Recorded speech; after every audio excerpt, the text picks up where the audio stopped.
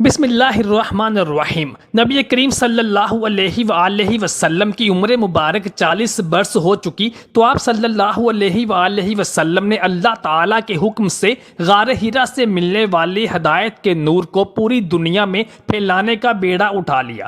نبی کریم صلی اللہ علیہ وآلہ وسلم نے جب اپنے اہل خانہ اور اپنے علاقے یعنی مکہ کے لوگوں کو حق کی دعوت دینی شروع کی اور اپنی نبوت کا اعلان کیا تو اہل مکہ اور آپ کے عزیز رشتہ دار تک آپ کے خلاف ہو گئے۔ نبی کریم صلی اللہ علیہ وآلہ وسلم نے اللہ تعالیٰ کے حکم کے مطابق اعلانیہ توحید اور نبوت کا پرچار کرنا شروع کیا تو وہ لوگ جو نبی صلی اللہ علیہ وآلہ وسلم کو اپنی آنکھوں کا تارا سمجھتے تھے، جو آپ صلی اللہ علیہ وآلہ وسلم کو صادق اور امین کا لقب دے چکے تھے، وہی آپ کی جان کے خلاف ہو چکے تھے۔ انہی سرکردہ لوگوں میں ایک مشہور صحابی کا باپ بھی شامل تھا، جو کہ اپنے قبیلے کا سردار، نہایت پڑھا لکھا ذہین اور اہل مکہ کے سرکردہ اور با اثر شخصیات میں شمار ہوتا تھا۔ وہ بھی نبی صلی اللہ علیہ وآلہ وسلم کی بھرپور مخالفت کیا کرتا تھا۔ اللہ تعالیٰ نے قرآن مجید میں اس کے لیے سخت عذاب کی وعید سنائی اور اللہ تعالیٰ نے اس پر لعنت فرمائی۔ محترم ساتھیو، حضرت خالد بن ولید رضی اللہ تعالیٰ عنہ، جن کو اللہ تعالیٰ کے رسول صلی اللہ علیہ وآلہ وسلم نے سیف اللہ یعنی اللہ کی تلوار قرار دیا تھا، اللہ تعالیٰ نے قرآن مجید میں ان کے والد ولید بن مغیرہ پر لعنت کیوں فرمائی اور ولید بن مغیرہ پر سخت عذاب کی وعید کیوں ارشاد فرمائی؟ دوستو، اس بدبخت کا نام ولید بن مغیرہ تھا، جو عرب قبیلے بنی مخزوم کا سردار تھا اور جنگ کے معاملات اس کے سپرد تھے۔ اس کے والد مغیرہ بن عبداللہ تھے اور ان کی زوجہ حضرت خالد بن ولید کی والدہ لبابہ تھیں، اور خالد بن ولید، حشام بن ولید اور عمارہ بن ولید ان کے بیٹے تھے۔ ان کی ایک بیٹی ناجیہ بنت ولید تھی، جنہوں نے صفوان بن امیہ سے نکاح کیا۔ ولید بن مغیرہ کی موت تک حضرت خالد بن ولید رضی اللہ تعالیٰ عنہ نے اسلام قبول نہ کیا تھا۔ ولید کا شمار مکہ کے دولت مند اور سرمایہ دار افراد میں ہوتا تھا۔ ان کے تجارتی کاروان میں 100 اونٹ ہوتے تھے۔ ایام حج میں روزانہ 10 اونٹ ذبح کر کے حجاج کو کھانا کھلاتا تھا۔ یہ سلسلہ 40 روز تک جاری رہتا تھا۔ جب خانہ کعبہ کی دوبارہ تعمیر کا سلسلہ شروع ہوا اور مکہ کے تمام قبائل کے سرداروں نے ایک جگہ پر میٹنگ کی تو وہاں پر ولید بن مغیرہ نے یہ مشورہ دیا کہ خانہ کعبہ کی تعمیر چونکہ ایک نیک کام ہے، اس لیے اس نیک کام میں سب لوگ اپنی نیک اور جائز کمائی کو خرچ کریں گے اور ناجائز ذرائع سے کمائی ہوئی دولت کو اس نیک کام میں خرچ نہ کریں گے، اور سب سے زیادہ اپنی کمائی دینے والے لوگوں میں سر فہرست ولید بن مغیرہ ہی تھا۔ اب سوال یہ کھڑا ہوا کہ خانہ کعبہ کی مقدس دیواروں کو کیوں کر گرایا جائے اور کون اس کی ہمت کرے، کیونکہ خانہ کعبہ کی عمارت کو گراتے وقت ہر شخص خوف زدہ تھا کہ کہیں عذاب نازل نہ ہو جائے، مگر ولید بن مغیرہ نے یہ کہہ کر پہلی ضرب لگائی کہ یا رب کعبہ، ہم نیک کام کرنا چاہتے ہیں۔ اس نے کعبہ شریف کے 2 کونے گرائے۔ اس پر عوام نے کہا کہ ہم رات کو دیکھیں گے کہ اگر ولید بن مغیرہ پر کوئی اثر یعنی عذاب ولید پر نازل ہوا تو ہم کعبہ کی عمارت کو نہیں گرائیں گے، اگر ولید کو کچھ نہ ہوا تو اس کا مطلب یہ ہوگا کہ اللہ اس کام سے خوش ہے۔ اگلے دن ولید بن مغیرہ بخیر و عافیت کعبہ میں داخل ہوا تو لوگ مطمئن ہو کر اس کا ساتھ دینے لگے، لیکن ولید کی یہ نیک خصلت اور عادت زیادہ دیر تک اس کے ساتھ نہ رہی۔ وہ کہتے ہیں کہ شیطان انسان کو کسی بھی وقت بہکا سکتا ہے۔ جب نبی کریم صلی اللہ علیہ وآلہ وسلم نے اعلان نبوت بلند کیا تو آپ صلی اللہ علیہ وآلہ وسلم کے مخالفین میں سب سے زیادہ جو سرگرم لوگ تھے ان میں سے ایک ولید بن مغیرہ بھی تھا۔ جب قریش مکہ نے دیکھا کہ نبی اکرم صلی اللہ علیہ وآلہ وسلم تبلیغ اسلام زور و شور سے کر رہے ہیں اور قریش کے منع کرنے کا کوئی اثر نہیں ہو رہا اور ابو طالب ان کے سرپرست ہیں، تو ولید بن مغیرہ نے فیصلہ کیا کہ ابو طالب کے پاس وفد بھیجا جائے، جس میں ابو سفیان بن حرب، شیبہ بن ربیہ، ابو البختری بن ہشام، اسود بن عبد المطلب، ابو جہل، مبہ بن حجاج اور نباہ بن حجاج شامل تھے۔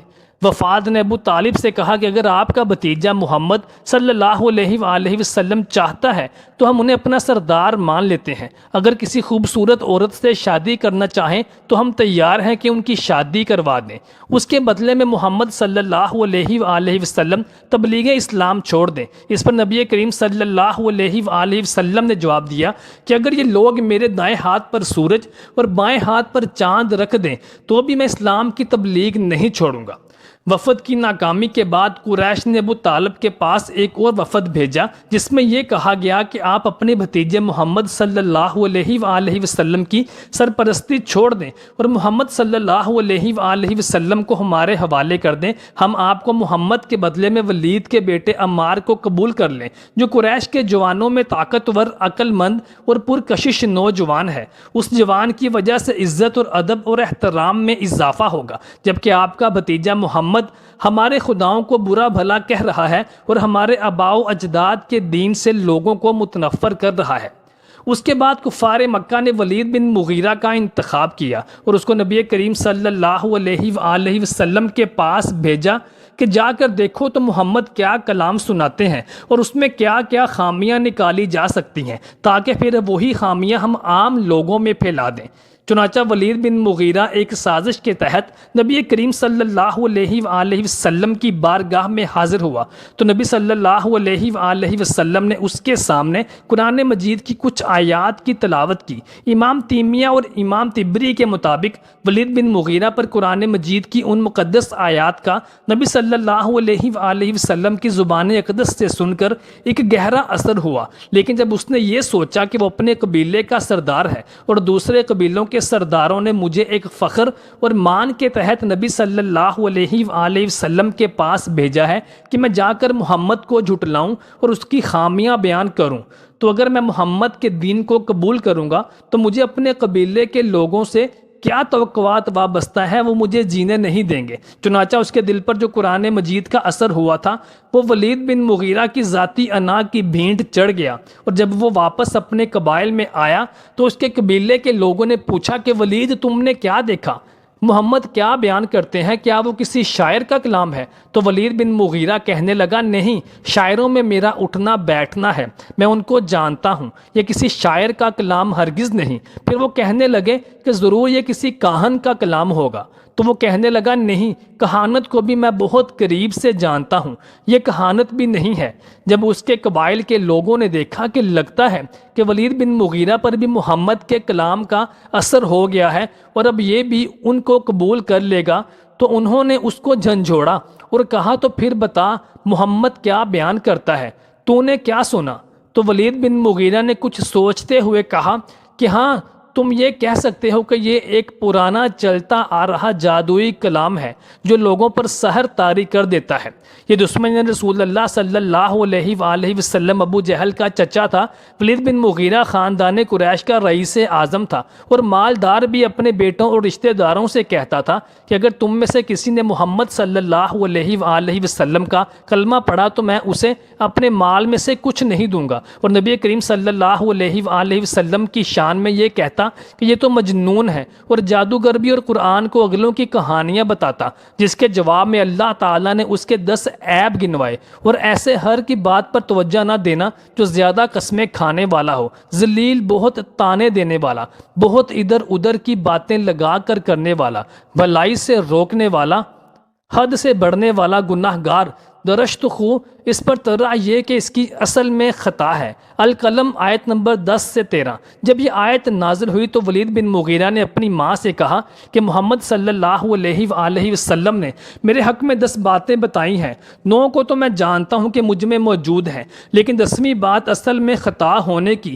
اس کا ماں مجھے معلوم نہیں، یا تو مجھے تو سچ سچ بتا دے ورنہ میں تیری گردن مار دوں گا۔ اس پر اس کی ماں نے کہا کہ ہاں، تیرا باپ نامرد تھا اور مجھے اندیشہ ہوا ہوا کہ وہ مر جائے گا تو اس کا مال غیر لے جائیں گے، تو میں نے ایک چرواہے کو بلا لیا تو اس چرواہے میں سے ہے۔ اس پر سورہ مدثر کی آیت نمبر 11 سے 30 نازل ہوئیں جو پڑھنے سے تعلق رکھتی ہیں۔ ولید بن مغیرہ اپنی قوم میں وحید کے لقب سے ملقب تھا۔ غزوہ بدر میں اس کی ناک کٹ گئی جسے شرم کے مارے چھپائے پھرتا رہتا تھا، اور ارشاد باری تعالیٰ ہے کہ قریب ہے کہ ہم اس کو سور کی تھوتنی پر داغ دیں گے۔ القلم 16۔ حضرت عبداللہ بن عباس رضی اللہ تعالیٰ عنہ بیان فرماتے ہیں کہ ولید بن مغیرہ، اسود بن عبد یاغوث، اسود بن مطلب، حارث بن عبد السہمی، عاص بن وائل وغیرہ جو کفار قریش میں سے تھے، نبی صلی اللہ علیہ وآلہ وسلم سے استہزاء مذاق کیا کرتے تھے۔